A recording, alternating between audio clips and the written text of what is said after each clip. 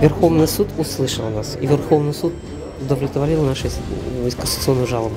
Самое главное, мы рады, что услышал нас Верховный суд. То есть мы теперь действительно понимаем, что вот это тот орган власти, который действительно неподкупный, тот орган власти, который действительно реально судит. Да? Поэтому огромное спасибо. Спасибо и вам.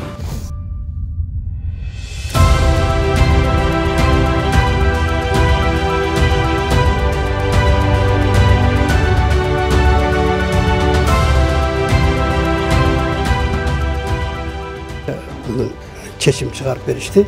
Верховный суд туура законно кылып чечип беришти.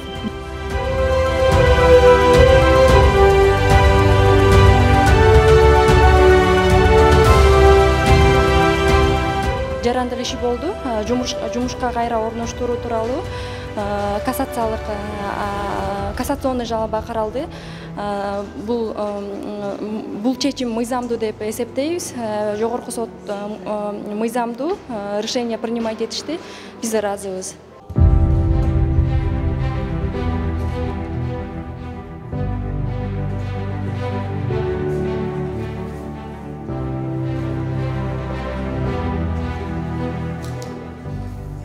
Азыр жогорку сотто дагы ошол келтирилген материалдарды карап чыгып туруп, мыйзамдуу жана негиздүү соттук акты кабыл алып беришти. Биз чоң ыраазычылык билдиребиз.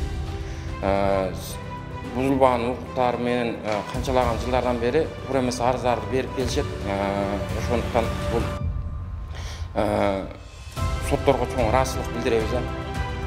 Мыйзамдуу негиздүү чечимдерди кабыл алып берип атат. Сот адилеттүүлүгү жүзөгө ашты.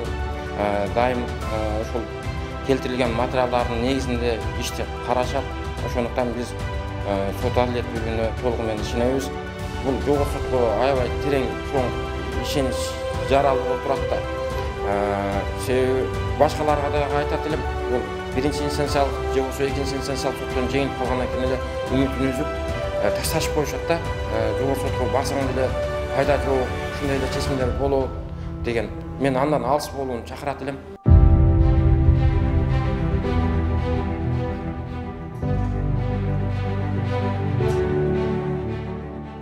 Вы знаете, очень большой прогресс в судебной инстанции.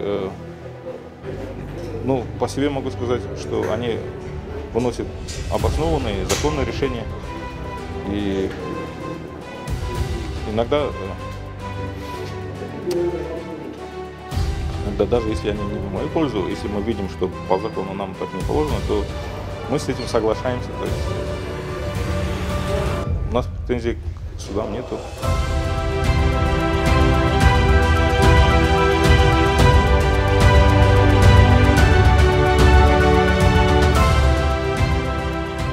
Азыркы мына жогорку соттун чечимин биринчи Аллах эле күтүп аткам, андан кийин жогорку сотторго буларга мен аябай ыраазымын. Мына Верховныйдан менин пайдама чечилди да, мен буларга аябай ыраазымын. Рахмат.